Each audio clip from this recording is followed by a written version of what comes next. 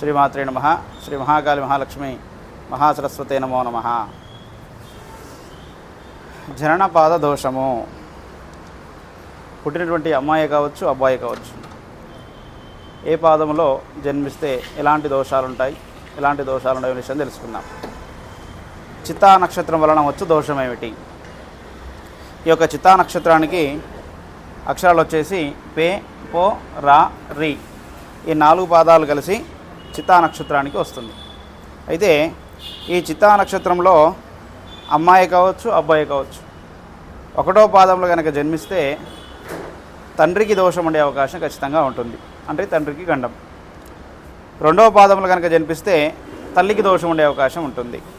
అదేవిధంగా 3వ పాదంలో జన్మిస్తే సోదరులకు, అంటే పుట్టినటువంటి అమ్మాయి, ఫస్ట్ అమ్మాయి కానీ అబ్బాయి కానీ అయితే కనుక ఎలాంటి దోషం అయితే ఉన్నట్టు లెక్క.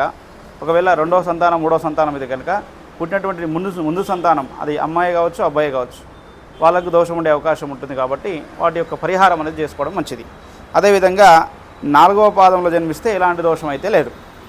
అయితే ఈ యొక్క చిత్తా నక్షత్రంలో అమ్మాయి కావచ్చు, అబ్బాయి కావచ్చు పుట్టడం వలన ఎలాంటి పరిహారం చేసుకుంటే బాగుంటుంది? నవగ్రహ నక్షత్ర జపదానము, అదేవిధంగా నవగ్రహ హోమము శాంతి చేయించాలి. ఈ విధంగా చిత్తా నక్షత్రానికి కనుక నక్షత్ర ఆరాధన, నక్షత్ర జపహోమం కనుక చేయించినట్టయితే ఆ నక్షత్రం దోషం తొలగిపోయి ఎలాంటి దోషము ఉన్నా తొలగిపోయే అవకాశం ఖచ్చితంగా ఉంటుంది. ఒకవేళ ఈ నక్షత్రంలో పుట్టినటువంటి అబ్బాయి అయితే కనుక ఈ విధంగా ఉంటాడంటే భోగభాగ్యాలు అనిపించేవాడు, తేజస్వి, అదేవిధంగా ధనికుడు.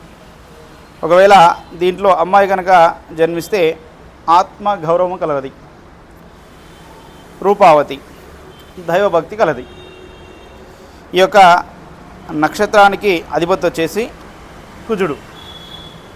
ఈ చిత్తా నక్షత్రం వలన ఎలాంటి దోషాలున్నా ఈ విధంగా పరిష్కారం చేసుకున్నట్టయితే ఖచ్చితంగా శుభం కలిగే అవకాశం ఖచ్చితంగా ఉంటుంది.